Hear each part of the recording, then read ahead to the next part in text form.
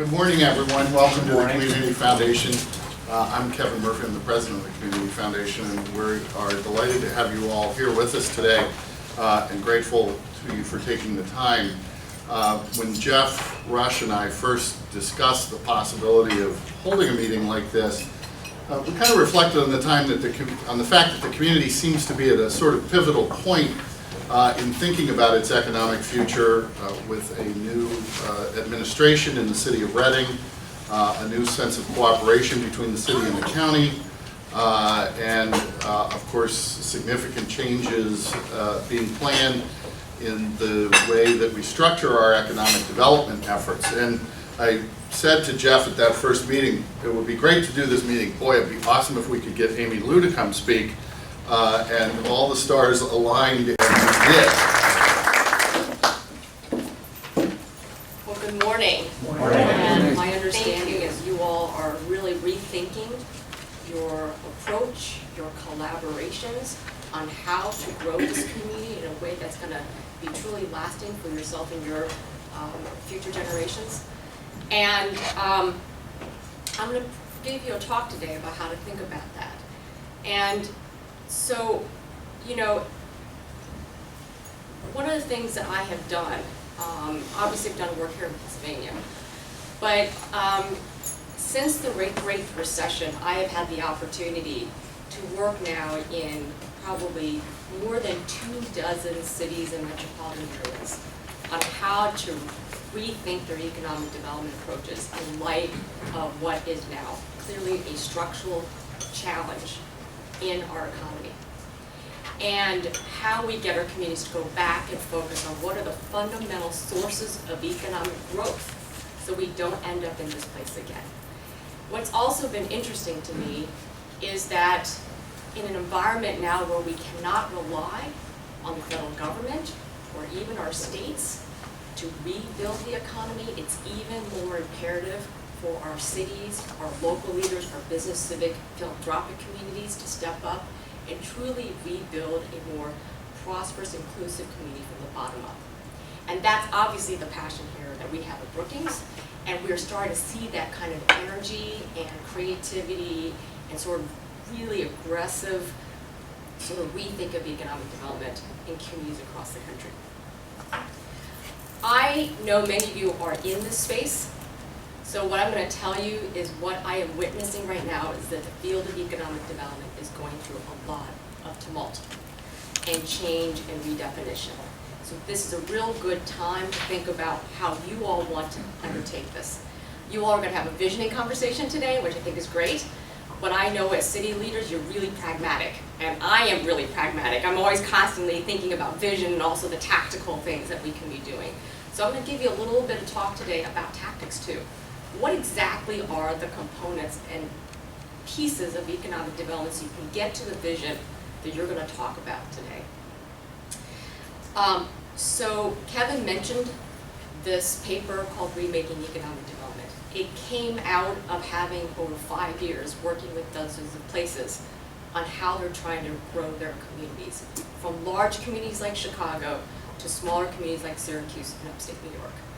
And one of the biggest lessons I have is that a singular focus on top-line growth does not deliver bottom-line prosperity. In other words, often I walk into a community and economic development leaders are holding big forums and they are touting top-line successes. New jobs, new capital investments, new deals brought in.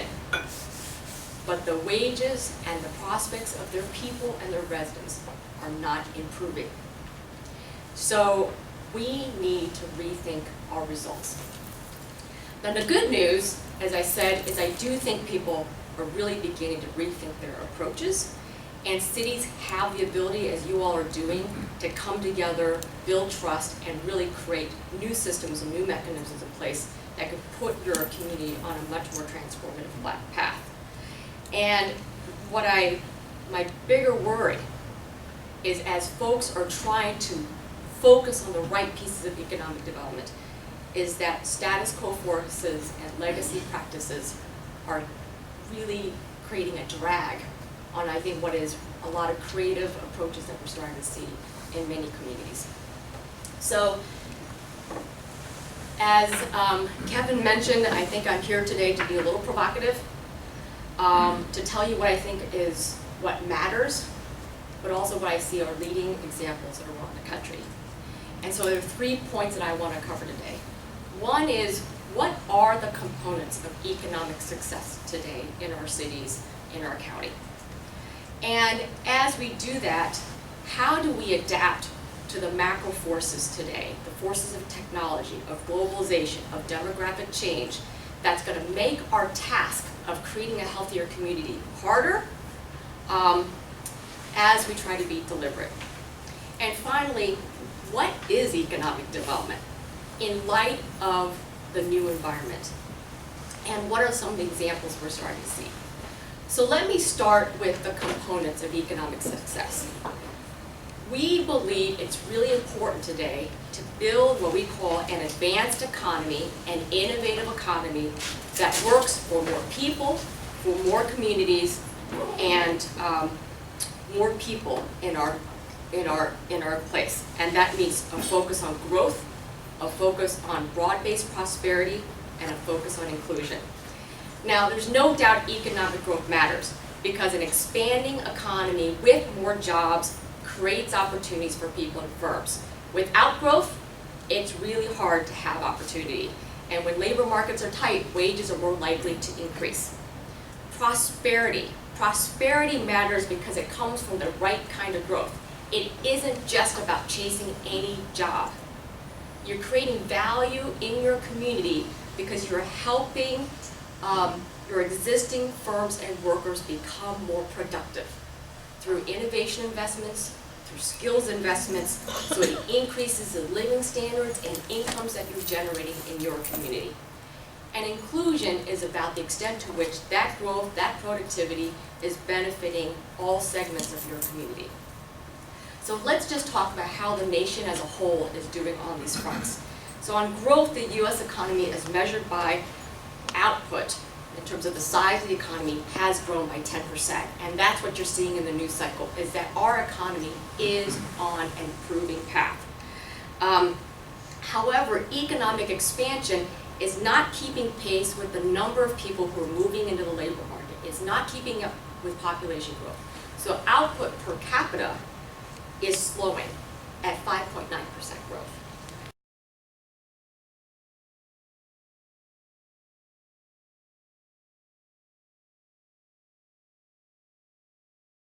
And then finally, on inclusion, you can see the median wages in the United States has eroded since 2009. And there's 2 reasons for this. One is because the quality of the jobs that are being generated in our community is becoming low wage. In fact, the share of U.S. workers earning low wage work has grown for whites and people of color. The other is because the composition of the labor force is changing. As we are seeing our workers retire, the new people in our labor market are more diverse, and Hispanics and blacks are entering the labor market earning lower wages, pulling down the median wage. So that's what's explaining that number. And this storyline about the national economy plays out across all metropolitan areas. We do tend to focus on the top 100 metro areas. I think the Reading metro area, Berks County, is about 115 or so largest. But I think the overall storyline still holds, okay? So what we see here is 95 of the largest metropolitan areas saw increased improvements in job growth, output growth, and aggregate wages. So it's positive. They reflect the national economy. But only 63 of the 100 metro areas saw increased improvements in living standards, in productivity, and then only 8 metropolitan areas saw improvements in employment and wages of their workers. So what this tells me is growth is easy, but productivity, living standards, improving the outcomes for your people is much harder and requires a level of intentionality that I don't think we have paid enough to in economic development. So Kevin's going to give you some numbers, but I wanted to run through a couple high-level indicators for this community. And so you can see, Berks County has had on job growth since the recession, since 2009, positive job growth, not as fast as the nation as a whole, but still affirming. Your output per capita, your living standards actually outpacing the nation, which tells me that your industries, there's something positive going on in your community. You have industries that are generating income and wealth for the people that you have here, and the wages here are improving in a way that is counter to the national trend line. Okay, so this is positive place to start. And I think the other interesting thing is that the racial gaps in this community is also beginning to narrow when inequality is widening for most communities. So you all also are improving on this score. So what this shows is median incomes by race have increased for white workers and people of color. Interestingly enough, people of color have seen their median wages increase faster than that for white at 19% versus 8%.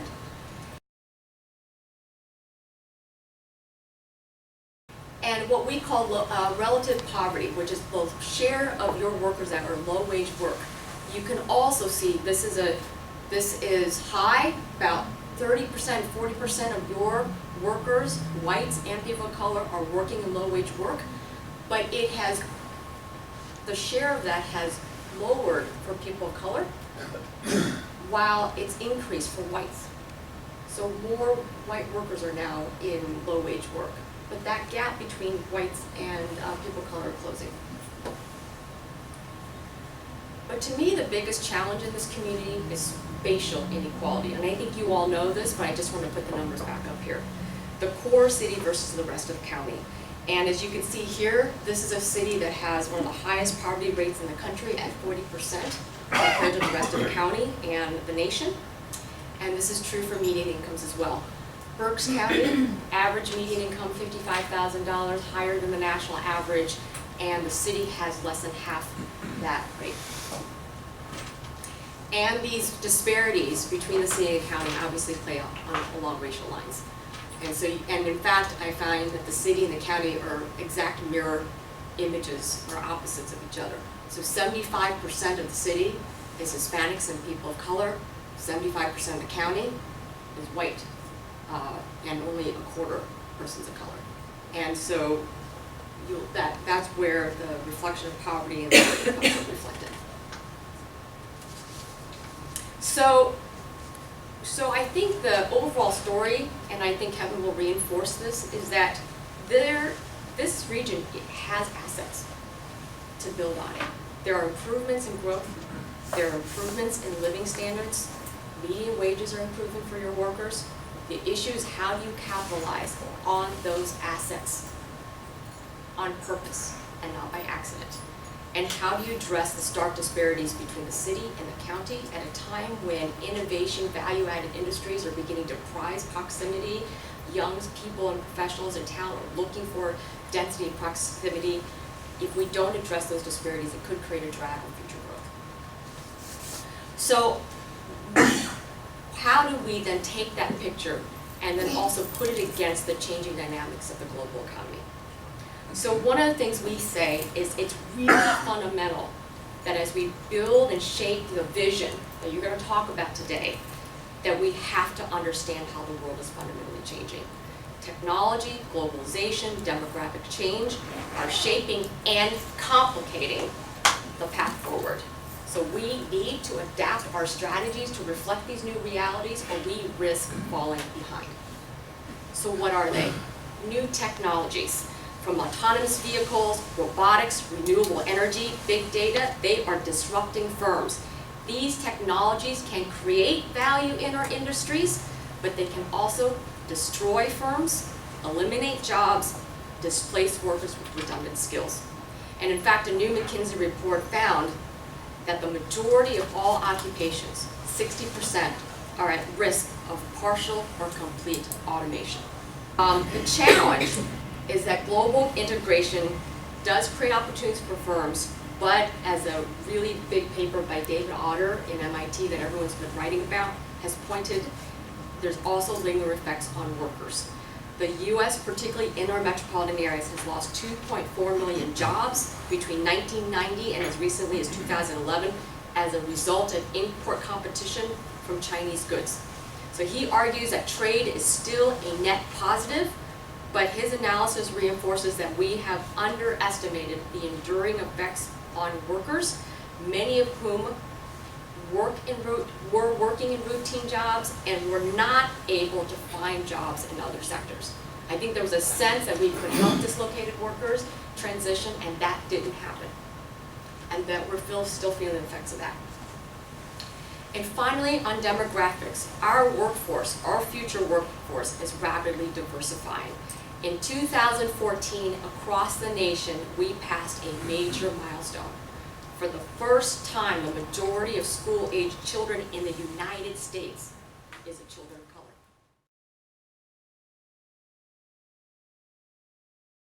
However, our nation does not have a good track record for how to prepare our Blacks and Hispanic youth with the skills and the education they need to excel in today's labor market at a time when a proof of a credential, any credential, matters to employers today. So the overall lesson out of this piece of the presentation is that just like Darwin's survival of the fittest, it applies to economic development too. The regions that it can adapt to these latter forces, help their firms and workers adapt to these new realities, those will be the places that prosper, and those that don't will be eliminated or fall behind. So we need to adapt. But the flip side of that is that the same old strategies are no longer sufficient for the environment today. So what we are seeing in communities across the country is there is a recognition now that the traditional approaches to economic development are too short-term, too siloed, and too subsidy-driven. Too much focus on quick wins, too much focus on fragmentation between jurisdictions or across economic development, workforce development, community development, infrastructure planning, and too often led with subsidies first. And in fact, states and localities spend on average $50 to $80 billion per year in economic development giveaways. Some of these are good, like brownfields tax credits, R&D tax credits for firms, historic preservation tax credits, but the vast majority of them produce mixed and often counterproductive results at a time when we cannot afford our taxpayer money to go to these kind of ROI. Let me just give you a couple examples on this. There's a border war between Kansas and Missouri, if you guys have been following this, and Kansas City metropolitan area is stuck in the middle of this.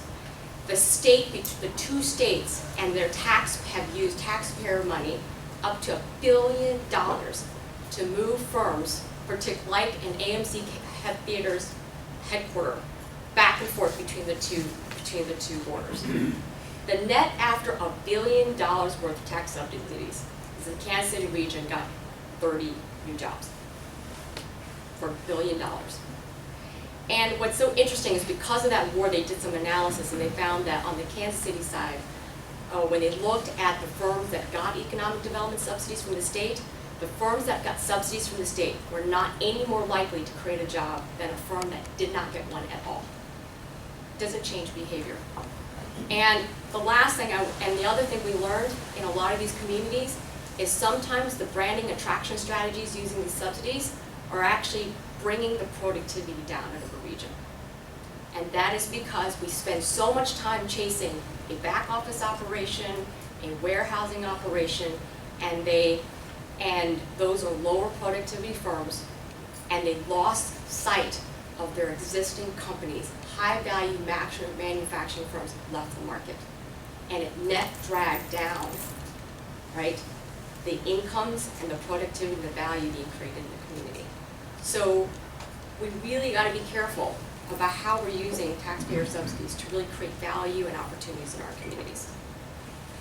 And one thing I would say too, well, I'll come back to this, it does bring me to this other point about the quality. I do think that too much of our short-term siloed and subsidy-driven strategies are focused too much on what I call the lower value parts of the economy. What we call Starbucks, Stadia, and stealing businesses, or consumption, amenities, and business attraction. And there's no doubt, some of these practices will continue. The issue is to what degree. And in fact, the reality when it comes to attraction is only 3% of a state's job growth comes from the recruitment of firms into your market. The vast, vast majority comes from the growth of your existing businesses.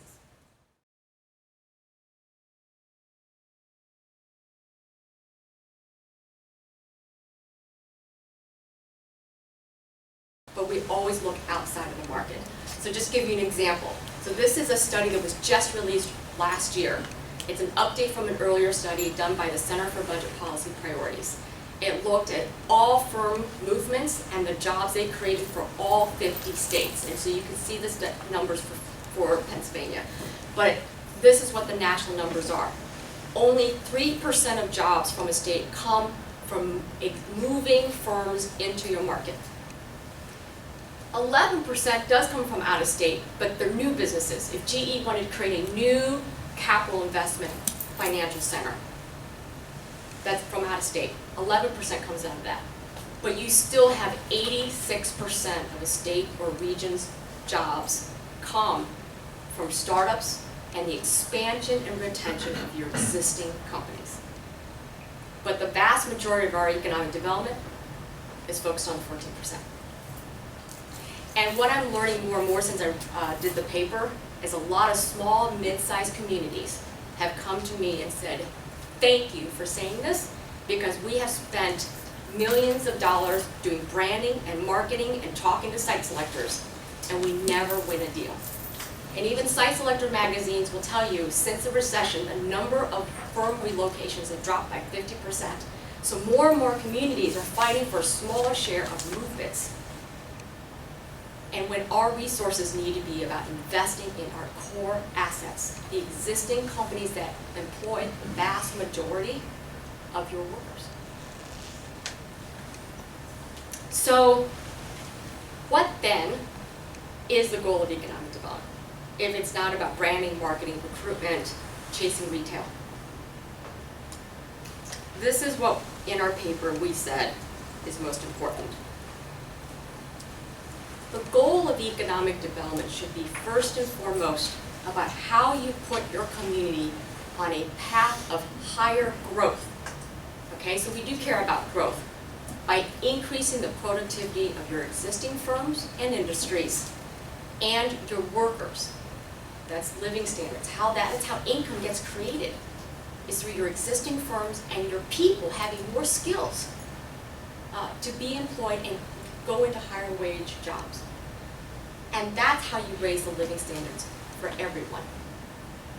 And when we say for all, we do talk about segments of a community, neighborhoods and subsegments of the region, cities, corridors, and even firms. I think there are segments of our industries and small companies that are not taking part in the economy. So inclusion is about how to increase the participation of firms, communities, and people in our community. So there are two pieces of this. I talk about markets and civics. And I think oftentimes, a think tank like myself tends to focus on the economic strategies, but I'm going to talk about civics too, because that's the people and what you do together is what matters. But let me talk about the markets, because I think people forget, like, if you look at all the economic literature, how does value and income get created in our communities? And so, first and foremost is that the fundamental unit of a city and metropolitan area's economy is the industries that agglomerate, concentrate in your communities, that generate all the income and employment in your community, and then support all the local serving jobs in your community. And the reason this matters is because This is why the U.S. economy is made up of a network of what we call regional economies. Because every economy, every single city and metropolitan area specializes in something that makes you distinct. You, Reading, whether it's battery manufacturing or something you need to perfect, like a company, what do you produce? What do you make better than anybody else so people want to be here and not somewhere else? What do you specialize in? And in an environment where there's a lot more competition, more choices for where firms and capital invest and make, it's even more imperative that you sharpen your understanding about what makes this region distinct. And branding and marketing is not going to be able to tell you that. You have to talk to your existing industries.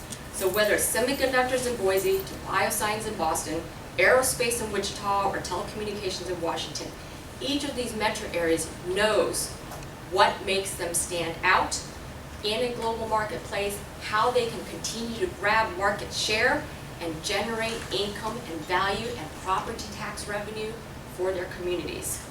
And as I said before, if you can perfect any one or two industry specializations, it normally drives 2 or 3 local jobs.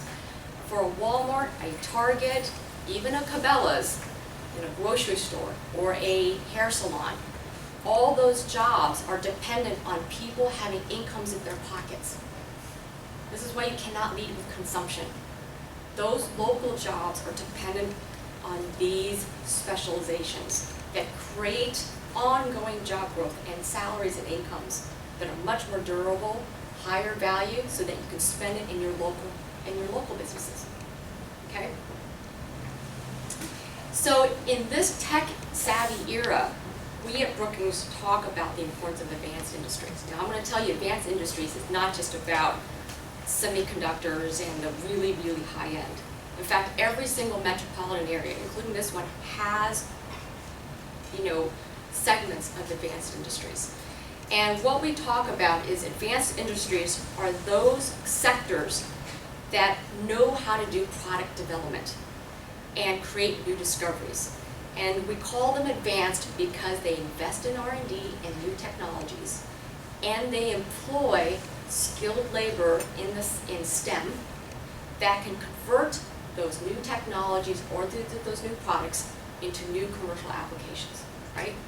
And so in order for advanced industries to grow and be productive, sell outside the market through trade, they need to have an innovation ecosystem, a workforce skill system to support them, and an infrastructure that gets that product outside of the market, whether it's trucks, air, train, and so on. Because again, people want to get their products and services out to customers outside the market so you can bring income in. And so when we did this, released this report a couple of years ago, we found that the U.S. is home to 50 segments of advanced industries that cut across manufacturing, energy, and services. These include automotive vehicles and parts, electricity generation and renewables, software development is in this. And jobs in advanced industries are not only innovative, but we do believe they can be platforms for inclusion because they pay well, offering a pay premium at every level of education. Even a worker at the very end, I know it's hard to read, with no high school diploma can work in an advanced industry job and get paid better than if they were working in any other local industries.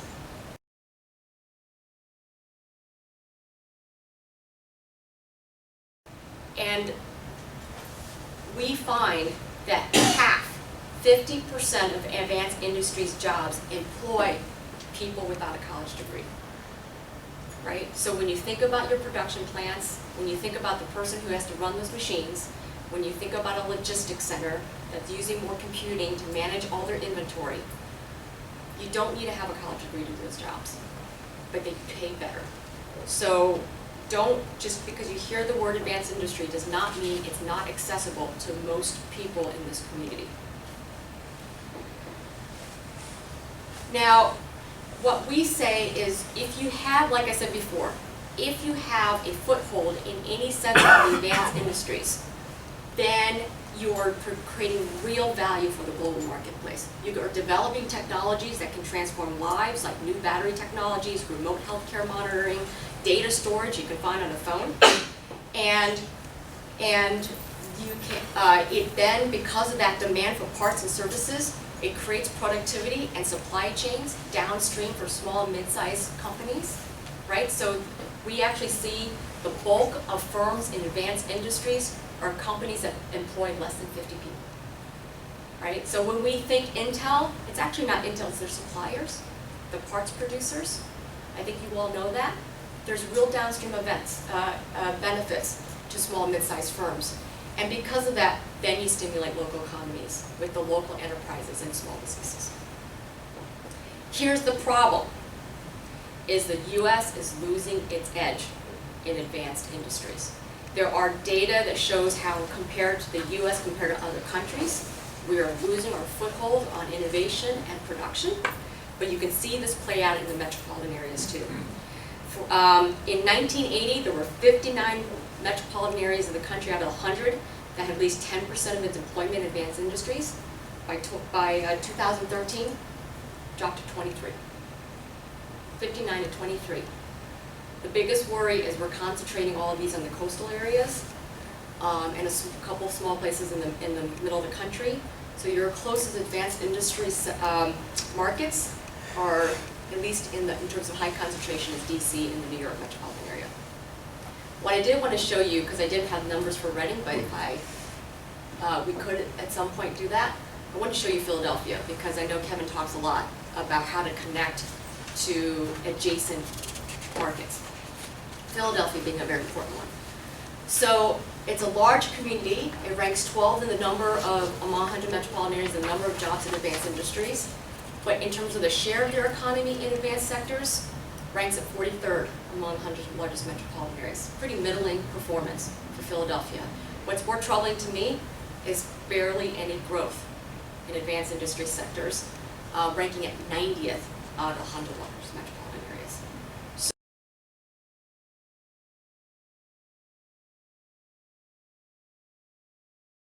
So it has a lot more work to do.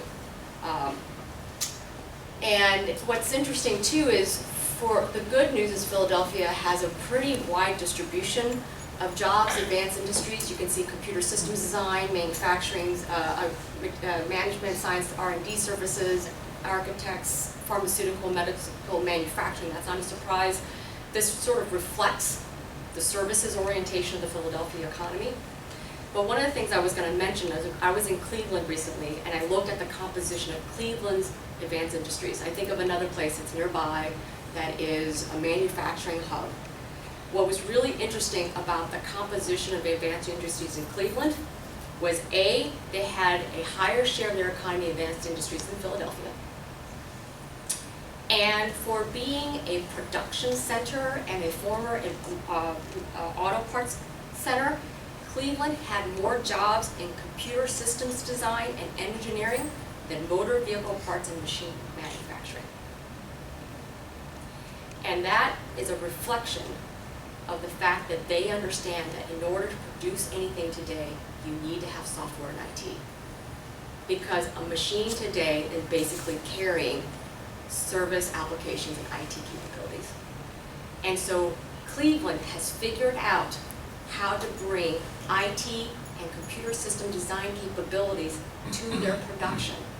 Because almost every prototyping of products are being done on computers now, right? Before you, right? They do 3D printing and other things. So Cleveland, if you look at the numbers for Cleveland, is trending upward because they're slowly pivoting their economy to bring in more of these capabilities to supplement their historic strengths in production. So what is civics? So you got to get the content of the strategies right, but at the end of the day, how you organize yourself really matters. You have to be able to design good strategies, create multiple strategies that complement and coordinate with one another, and that lead to really high value implementation. I know that Mayor Nutter once said to me, the power of local leadership is GSD. because local leaders get shit done. And this agenda I just laid out is really complicated maneuver, right? So how you organize yourself and your organizations matters just as much. When I work in a community, half the strategy, half the work is around data analysis, strategy design, initiative design, and the other half is all about the politics. Who's at the table? Who leads? Who owns? How do we organize ourselves? How do we think of, you need to think about those steps just as carefully as you think about strategy design. Or else all the content part fails. So there are a couple lessons I want to just say. There's so many things about how you organize for success. One of the things I would say is as you launch a new regional economic development partnership or effort, it's a really great moment to create a sense of urgency and visibility to the effort so that you become a center of gravity for the agenda. Urgency requires data, but an economic narrative that everyone can get behind. And I don't know if this community has, I'm talking to Kevin, a common narrative about who you are, what you make, where your strengths are, what you capitalize on, and the urgency of coming together to make this community strong. But it has to be urgent, visible, with high-level leaders, business, university, CEOs, who are backing that agenda, so people know you all mean business. I've seen too many, by the way, economic development efforts that fall because it's staff-led. Really well-meaning staff, but no one at the higher echelons of leadership have grabbed on or are champions of the effort, and so it goes to the wayside like any other economic development effort. Second, these things have to require networks, not individual solo leaders, with high-capacity institutions. The one thing I want to tell you, you are not alone in creating a new, potentially economic development partnership. Everywhere I go right now, there's consolidations happening. There are new organizations being formed because what the economic development agenda I just described often is carried out by very few people. We have, I don't want to offend anybody here, we have chambers who do public policy, we have CEO groups that do agenda setting, and then we have branding and marketing. But we don't have anyone who organizes your firms and industries and your skills initiatives towards implementation. And so you have to create institutions or organizations with capacity. You have to reinvent sometimes existing organizations, or you merge organizations and give them new missions. And I'm often in the phone call a lot with people talking about how to do that. And the last is it has to be transparent and inclusive. We have to be very deliberate about who in the community is involved, who benefits, and that the strategies speak to all corners and all neighborhoods of the community. Or else it's going to feel like an elite effort to benefit the few. And by the way, I am seeing more and more business groups talk about economic inclusion. So Syracuse is an example of a place that has a Center State CEO as a merger organization between the former Economic Development Agency and the Chamber. It used to be just in Syracuse and now is all central New York, 12 counties. They have a very vast, almost like a holding company set of strategy, because in that market there are very few institutions that actually have capacity to develop things. So they almost put all of that capability inside now this new merged entity, which is maybe the direction you want to go. But they just this past year launched a economic inclusion unit inside the Economic Development Partnership. And I'm starting to see ED groups now starting to do that. A focus on minority entrepreneurship, a focus on neighborhood development and how that connects back to the larger regional economic development agenda, a focus on skills and how to help low-skilled workers enter into jobs of their employers. So there's a real, this is not outside the economic development playbook. It's very natural. Okay, I'm near the end. So what I say then is if you understand this, the way the markets create jobs through your existing sectors, innovation, skills, and so on, and you can organize for success. These are basically the 5 principles that make up a good economic development strategy that can get you to growth, prosperity, and inclusion. One is you got to set the right goals, and I'm going to come back and give you an example for that.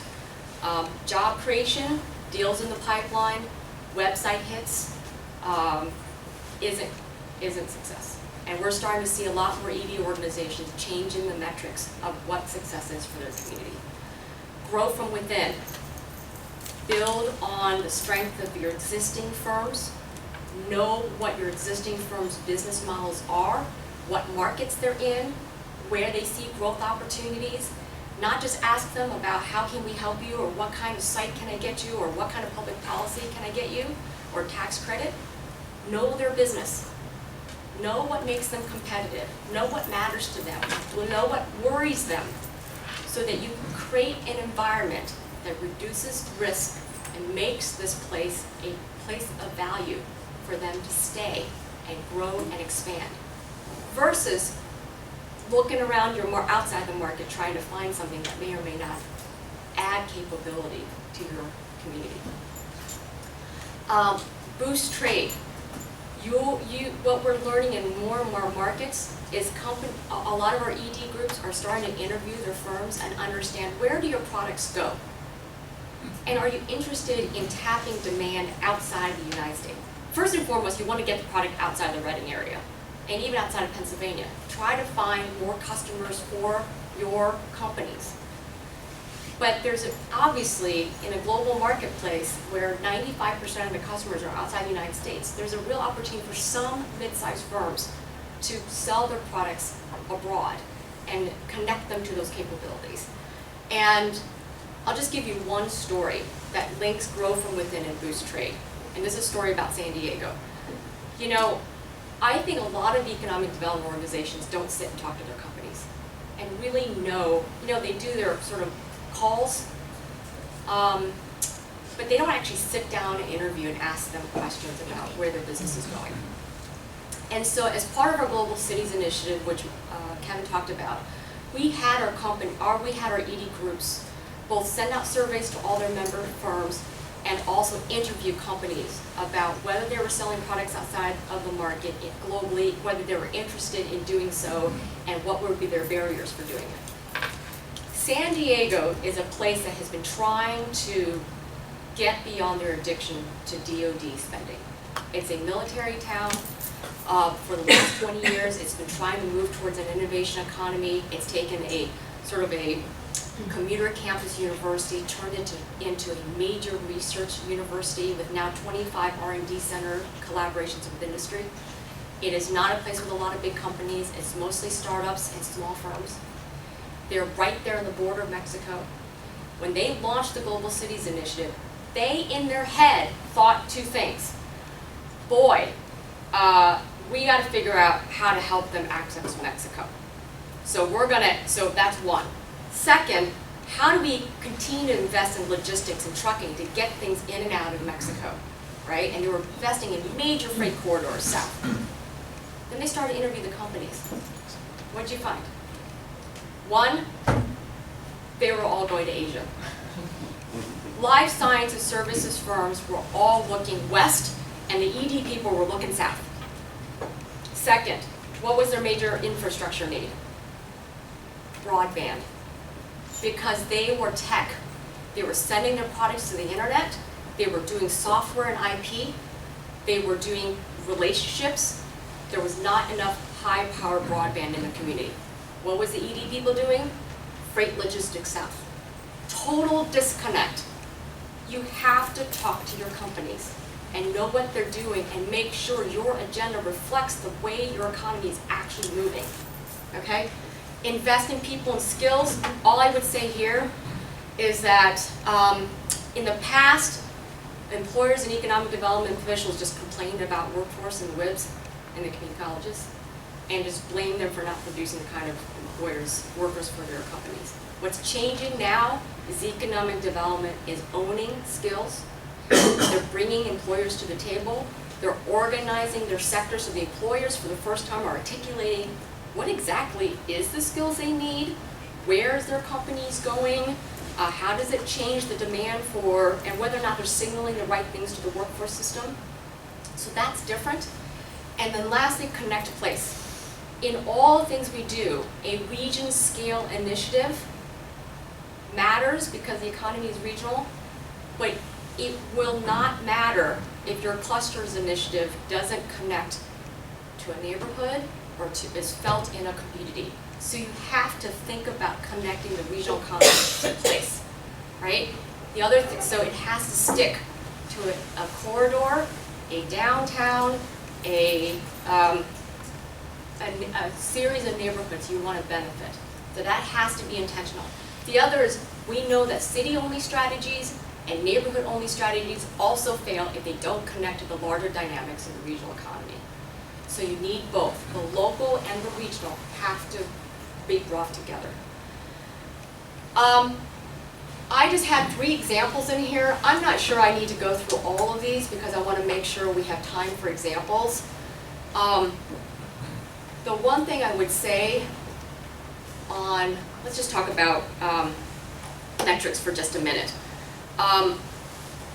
We worked with Greater MSP, which is also a new public-private partnership group in a community that only had branding and marketing. And the business leaders decided we actually don't have an economic development entity. And we have been really lucky. We've had a lot of CEO companies here, but we have no innovation ecosystem. And the one thing that Greater MSP did that I think was really admirable is they didn't start when they, with an economic development strategy, when they got a consultant in, ran some numbers, did an analysis, visioning exercise. Instead, they said, we're gonna put aside the strategies and tactics for a minute. Let's get everybody, the community foundation, the neighborhood organizations, the business groups, let's sit at the table and just agree on what exactly is success for this community. Kind of what you're doing, but put numbers on it. And if we can agree on the success metrics and goals, then we will trust that each of our goals and our strategies when we go back to our organizations are moving in the same direction, right? Because we're not always going to agree on the tactics. So what did they decide? They had some conventional measures, but they also focused on percent of population employed in advanced industries to signal a commitment to global competitiveness. They had percent of jobs that are family sustaining to make sure they were focused on job quality. They had share of kids reading by 3rd grade as a way to emphasize their focus on intergenerational mobility. And they had on-time graduation rates by race. They also had transit accessibility. The point is, this is their definition of economic competitiveness, right? And then I would just say, I'll just close with this, and then we can open up for questions, is Detroit. I know some of you may have gone to Detroit, you may have heard about Motor City Match. This started off as an entrepreneurship initiative, but the reality was it was a neighborhood redevelopment strategy. And that's what I loved about this effort compared to other entrepreneurship efforts. So in the absence, I don't know Reading well, but looking at the numbers, in the absence of demand, right? In the absence of major employers, how do you create traction in a place that has a lot of vacant properties? So what Motor City Match is a partnership between the city, HUD CDBG dollars, and the foundation. And what they did is they wanted to support entrepreneurship. As you can see, 70% of the grants went to minority-owned businesses, 66% went to local residents. But when they gave them startup funds, they also gave them a space and a vacant property. And they organized all their new enterprises in a corridor in the community. And so you can go to a stretch of a once empty neighborhood or district, and now you see a bakery, a coffee shop, a salon, a clothing store, and a tech small startup, all in one corridor that creates foot traffic, density, and revitalization all at the same time. And so you can cover a lot of these goals if we had a really thoughtful one strategy. So I'll just close by saying that I think it's really exciting the moment that you're in. I hope this talk gives you a sense of the opportunity you have to get this right in a way that reflects the vision you have for Berks County. Thank you.